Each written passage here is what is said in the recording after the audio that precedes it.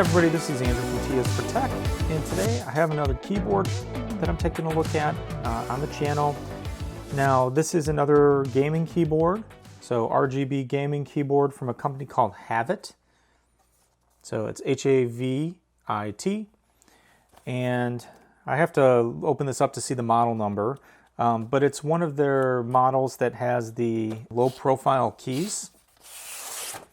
This one does have a low profile setup on it. It's not a traditional switch keyboard where you have like full travel of the very tall keys.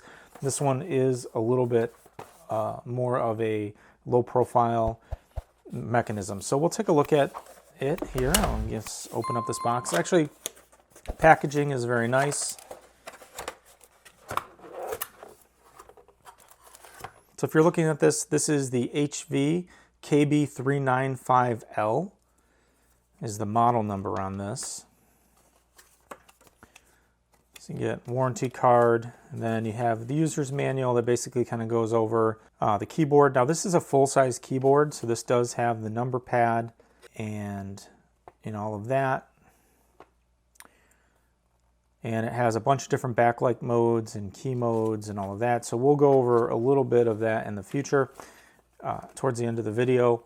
There also is some software you can download and change the different lighting modes and configure some of that via the software. You can do macros and all sorts of stuff that you would normally be able to do in configurable software. You can do that with this software. So we'll take a look a little bit towards the end of the video, like I said.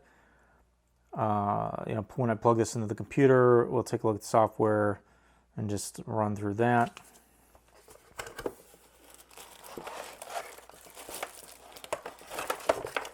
So immediately when you kind of take this out of the box, you notice that it is super thin, compared to most mechanical keyboards. This is very, very thin. It's got an aluminum top plate, as you can see. The bottom is plastic. It does have adjustable feet, so you can prop it up a little bit if you don't like it laying completely flat. Like I said, gaming keyboard. It's the KB395L. And now this does have Kale blue switches. So these are, if you can see, so these are low profile mechanical blue switches from Kale. I believe they're the Kale model PG1350, low profile blue switch. So obviously these are not standard cherry style switches where you have the cross type connectors. So I'm sure they do make keycaps for these switches. I just don't know offhand what would be available. These are ABS keycaps.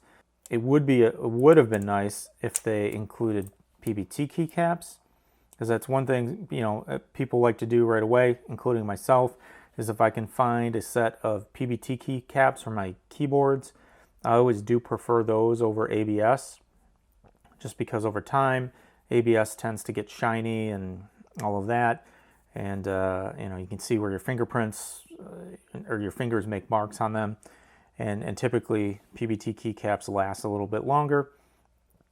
But overall, it's a nice feel. It's got that typical standard kind of clicky feel to it, or clicky sound of a blue switch, but it's not as pronounced on the low profile switch type, I believe.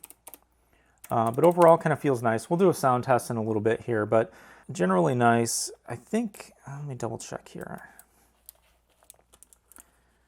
On the top row, hopefully I don't break these. Yeah, so the top row does look like it is, like the back of the key is totally white. You should be able to see the alternate characters on the top row through that, but we'll also do a lighting test in a little bit.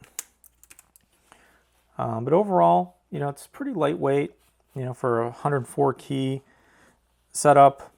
Number pad on the side, got your separate arrow keys. And as I mentioned, this does, using software, have customizable RGB backlights per key. Has a detachable USB cable, which is also nice.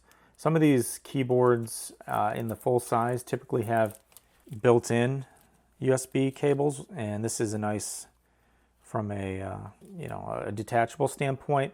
The only thing I would say is I wish it was USB-C instead of a micro USB, but it does have a micro USB connector. So I'm just going to do a little bit of typing on this so you can kind of hear what the board sounds like on a flat surface.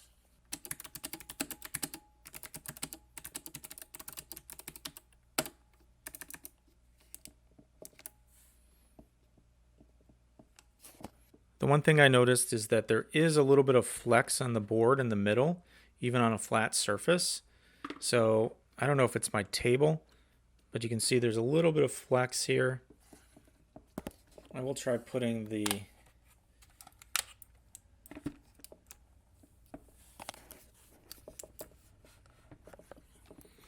it actually might be my table not being completely flat, but just a tiny bit of flex.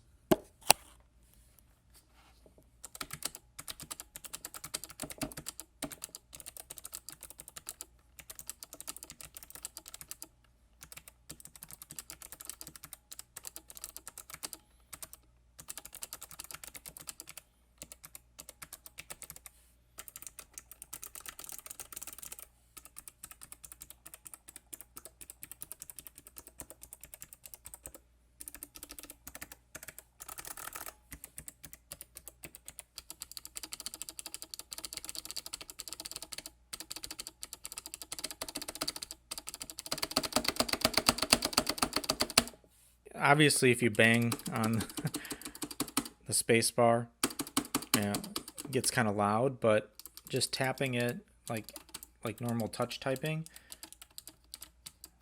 doesn't sound too bad.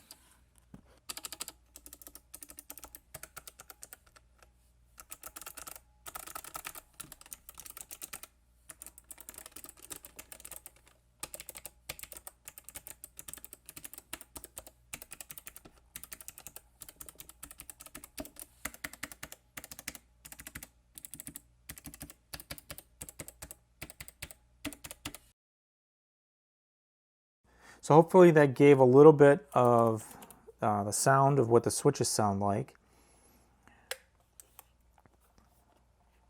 Yeah, I mean overall, I think this is pretty nice. Like I said though, it's made out of plastic, so it does flex just a tiny bit in the middle. So when you have it on a surface and you're typing, if you're pushing really hard in the center of the keyboard, you might get a tiny bit of flex. But you might also be able to fix that by just putting a little bit of a bumper down here. Like you see this rubber on the end. In the center, I might try to find another piece of rubber. And since this has got like this angle to it, you can find some sort of thing that has like a sticky back, and you can just put it on the middle so it will kind of make sure that the middle does not flex as much. I might do something like that, try to find something like a little bumper for hanging pictures or something like that, like those little clear bumpers that you can stick and that are rubber. And maybe finding one of those or a couple to put in the center might help with the flex. It's not bad, like I said, but I mean, it's noticeable when I was pushing down and typing in the center that there's just a tiny bit of flex there. But obviously, it's a thin keyboard, so it's not like a huge surprise. Yeah, overall, I mean, this looks really nice, feels really nice. It's lightweight, compact, and I do like the low profile switches and the low profile caps. Like I said earlier on here, though, the only consideration is if you like to modify your keyboard, you might be a little bit more limited with these switches because of the keycap heights. But I'm pretty sure there's got to be people out there selling keycaps for these type of switches, since they are kind of KO manufactures them. You should be able to find something if that's something you're interested in. So what I'm going to do now, I'll jump over to my desk area, plug this into the computer, I'll load up the software, maybe do a screen recording of the software and just run through that really quick, and then I'll do cycle through the colors and the different RGB effects that are out of the box so you can see what those look like, and kind of finish it up that way. But overall, I do like this. It feels good. Lightweight, like I said, compact, doesn't take up a ton of desk space from just a bulk standpoint. This is something that you might not need a wrist rest for. Some of my other keyboards that are much higher up, I need some sort of wrist rest because it's not comfortable to type on. But this, since it's pretty low, I don't think I would need that for this one. So I could probably get away without a wrist rest because of the low profile of this. Looks pretty cool. So let's hop over to the computer, take a look at the software. So as you can see here, there's a bunch of different settings in the software. Right now I'm kind of going over and looking at the different RGB lighting effects, and there's a handful, like 5 different do-it-yourself configurations. So you can set up individually what you want the keys to be lit with on a per key basis. There's some other settings, as you can see on the top, directional of how you want the effect to go. So, you can start with do it yourself and change colors. And you can do that on per key basis. As I said, you click on the color on the key and they can change the color.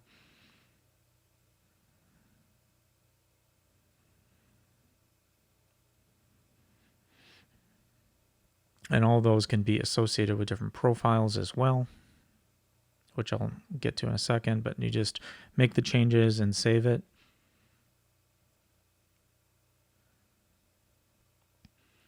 But out of the box, obviously there's a bunch of pre-configured ones, but then you can also change the pre-configured ones by changing speeds and things like that.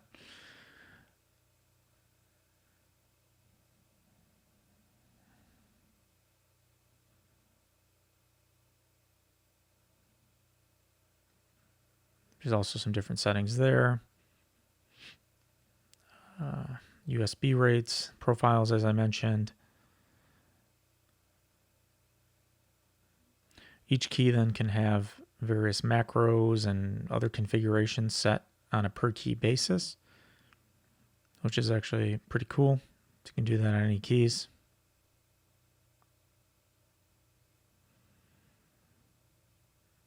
Basically just click on them and then change the settings.